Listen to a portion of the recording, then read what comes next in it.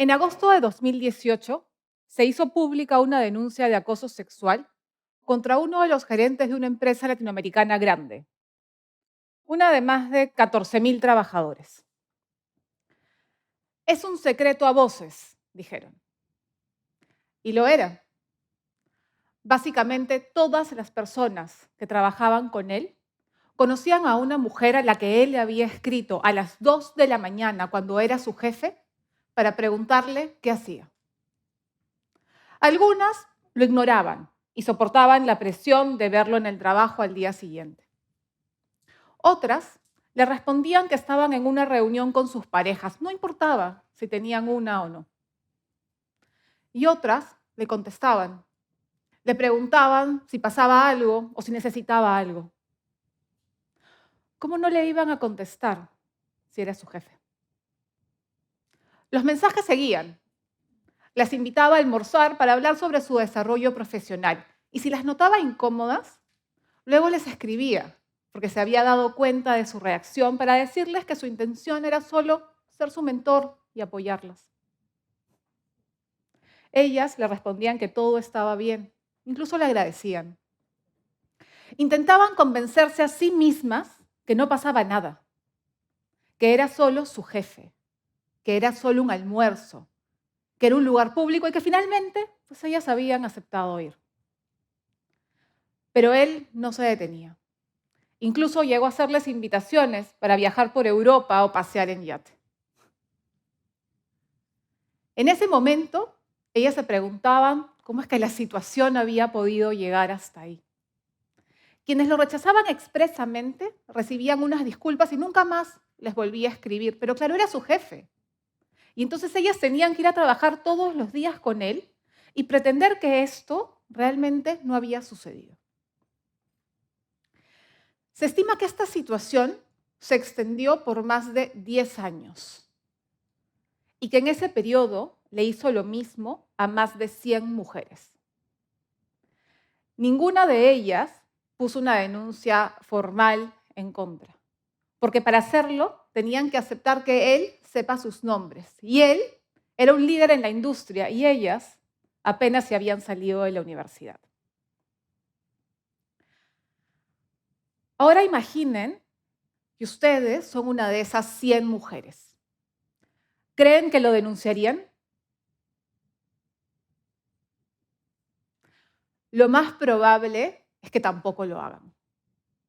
El acoso sexual afecta a 3 de cada 10 personas en el trabajo cada año. Y si son mujeres, la estadística sube a 4 de cada 10. De ellas, solo 1% denuncia.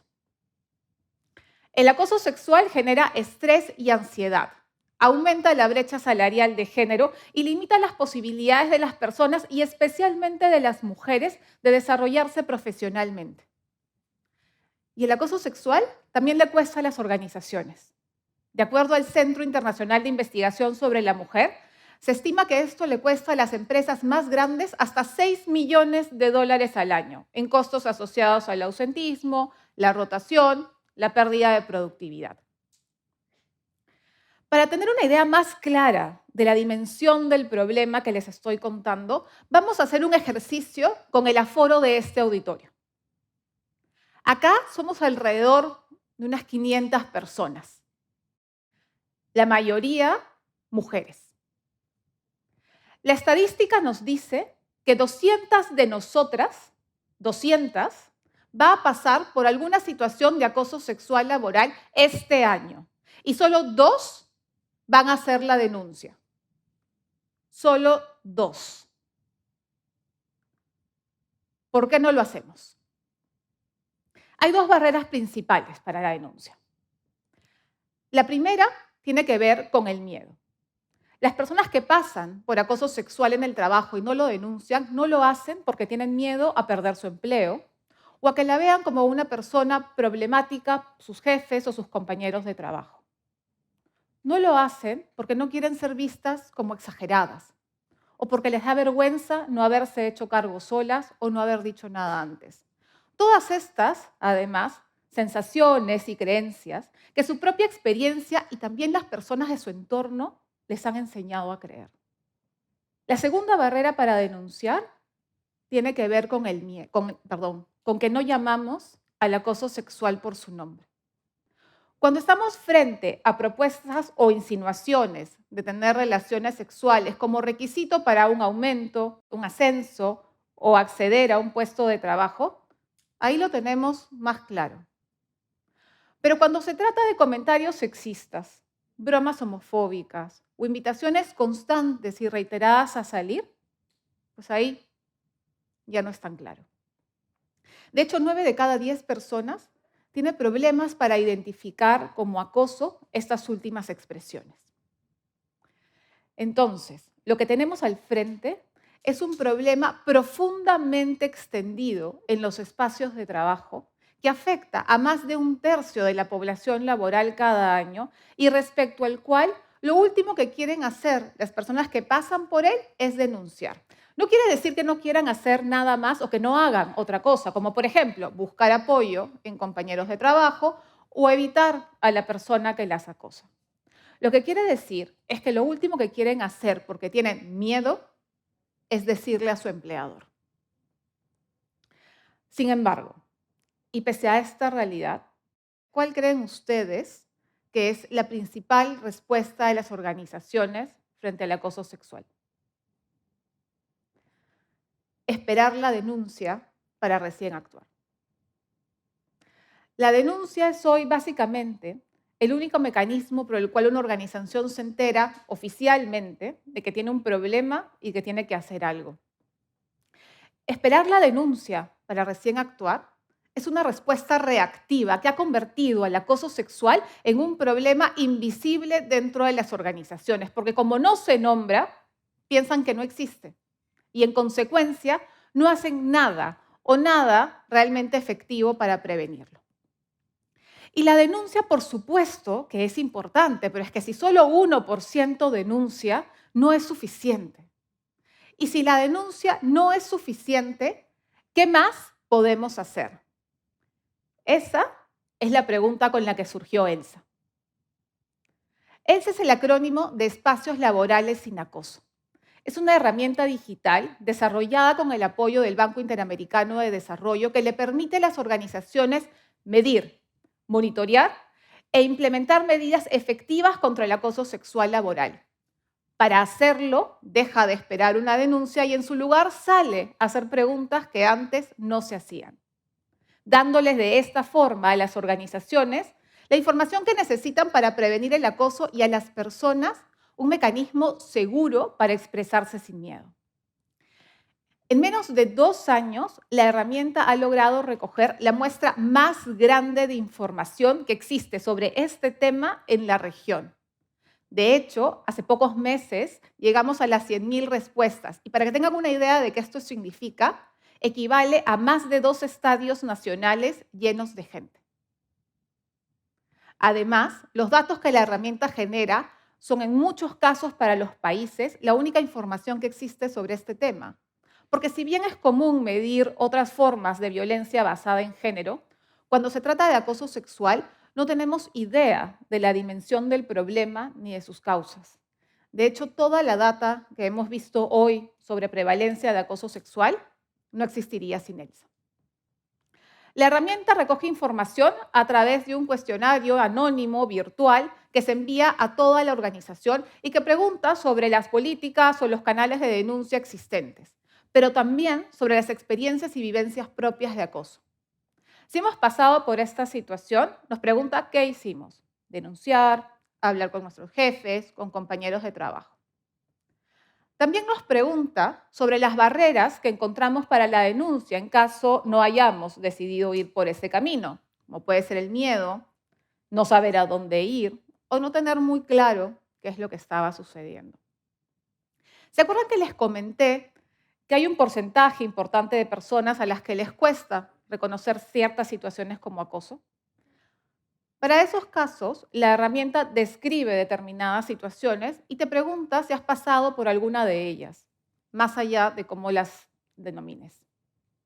Y algo que es muy importante, no solo te pregunta por tu experiencia propia, por los casos que hayas podido pasar, sino también si has visto suceder algo así a tu alrededor. ¿Qué piensas sobre eso? Y también, ¿qué hiciste en esa situación? En el 2021 presentamos los resultados de la primera medición y aprendimos por primera vez con datos específicos de nuestra región, algo que seguramente muchas personas acá ya intuíamos. Aprendimos que el acoso sexual es algo que sucede mucho, de lo que se conoce poco y de lo que se habla menos.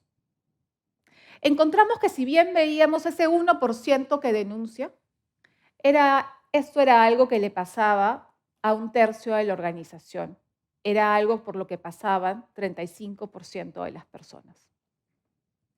Aprendimos que ante la falta de mecanismos idóneos para hacerle frente, el silencio se ha convertido en la principal estrategia de quienes pasan por esto. 3 de cada 4 personas que pasa por acoso sexual en el trabajo opta por evitar a la persona que lo hace. 2 de cada 4 no le dice a nadie lo sucedido.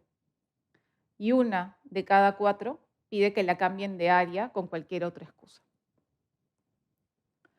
Aprendimos que el acoso sexual no se trata de hechos aislados, de susceptibilidades o de malas interpretaciones, sino de una cultura informal profundamente arraigada en las organizaciones y de la que muy probablemente muchos somos parte. Encontramos que así como más de un tercio de las personas pasan por esto cada año en el trabajo, hay un 30% que es testigo y no hace nada para detenerlo. Aprendimos que el acoso sexual pasa a nuestro alrededor todo el tiempo y no nos damos cuenta. ¿O será tal vez que no queremos darnos cuenta? Cuando les conté este caso al inicio de la charla, el del gerente, que aprovechó su posición para acosar a más de 100 mujeres, les dije algo más. Les dije que se trataba de un secreto a voces. Y dándole vueltas a esta expresión, me encontré con una frase anónima que habla sobre el éxito, pero al hacerlo hace una reflexión sobre el secreto a voces y dice lo siguiente. El secreto del éxito es un secreto a voces, pero son voces que todos pueden oír y que pocos quieren escuchar. Y algo así sucede con el acoso sexual. Porque no es cierto que no sepamos lo que sucede. Es que no queremos enterarnos lo que sucede. Y como no queremos enterarnos, no hacemos algo que realmente es hasta obvio. No preguntamos. La pregunta es el método de indagación por excelencia. Si no sabes algo, pregunta. Es una expresión con la que seguramente muchos acá nos hemos encontrado desde que somos muy chicos. Y de eso es precisamente de lo que se trata, de preguntar. La herramienta que hemos diseñado no espera que una persona que ha pasado por acoso vaya y se lo cuente, sino que le pregunta de manera anónima a todas las personas de la organización por sus vivencias, experiencias y percepciones sobre este tema. Porque no es cierto que las personas no quieran decir lo que pasa. No lo quieren hacer con las reglas de juego existentes. Esas que hacen que todo dependa de una denuncia que sienten que no las protege y que las expone. Con esta herramienta hemos cambiado 3 reglas de juego. Lo primero es que la información se recoge de forma anónima y esto permite que las personas puedan contestar sin miedo. Lo segundo es que la información la recoge un tercero independiente y esto es básico en cualquier esfuerzo serio para intentar generar confianza. Lo tercero es que la información se recoge preguntando, dejando atrás esa comodidad de esperar la denuncia. Es decir, se cambia la reacción por la acción. Y esto último es una innovación estratégica, porque si se dan cuenta, lo que se cuestiona y en consecuencia cambia, es la forma en que las personas pueden comunicarse con sus empleadores sobre temas que son sensibles, como el acoso, y respecto de los cuales es difícil, pero también muy necesario hablar. Y cambiar las reglas de juego funciona. ¿Se acuerdan que les conté los resultados de la encuesta del 2021 en la que encontramos que el 35% de personas había pasado por acoso sexual en el año en sus organizaciones? Pues bien, en el 2022 volvimos con estas mismas organizaciones para hacer una segunda medición y encontramos que este porcentaje se había reducido al 12%. Cuando cambiamos la respuesta al acoso sexual, cuando cambiamos la reacción por la acción, se puede reducir hasta en 2/3 el número de casos. Este es sin duda un resultado importante y personalmente a mí me llena de mucha satisfacción, pero además, como mujer, que al igual que muchas de ustedes ha pasado por acoso en la calle, en la universidad, en el trabajo, pues me da alegría saber que una realidad distinta es posible. La historia que les conté al inicio de la charla es una historia real. Es una que además yo conocí muy de cerca. Lamentablemente, es también una historia de impunidad, como muchas otras. Y eso está mal. Este tipo de casos no pueden quedar impunes y mucho menos subsistir como secretos a voces. Es como esa frase que les comenté hace un momento. Los secretos a voces son voces que todos pueden oír, pero pocos quieren escuchar. La herramienta que hemos desarrollado mide el acoso y da una propuesta de solución. Hace mucho más difícil que nos neguemos a escuchar. Sin desconocer la importancia de una denuncia, también considera que esta no es suficiente y que no puede ser la única solución. Que asignarle a las personas y especialmente a las mujeres que pasan por acoso la responsabilidad casi en exclusiva de detener la situación equivale a perpetuarla. Equivale a obligar a las personas todos los días, porque eso es lo que hace el acoso, a ir a trabajar con miedo. Es tiempo de que en nuestras organizaciones nos atrevamos a preguntar y hacer algo con esas respuestas. Es tiempo de romper con esa inaceptable cultura del secreto a voces y con esa actitud pasiva de esperar la denuncia. Esas no son más que estrategias para pretender ignorar algo que sabemos muy bien que pasa. Es tiempo de construir espacios laborales sin acoso. Gracias.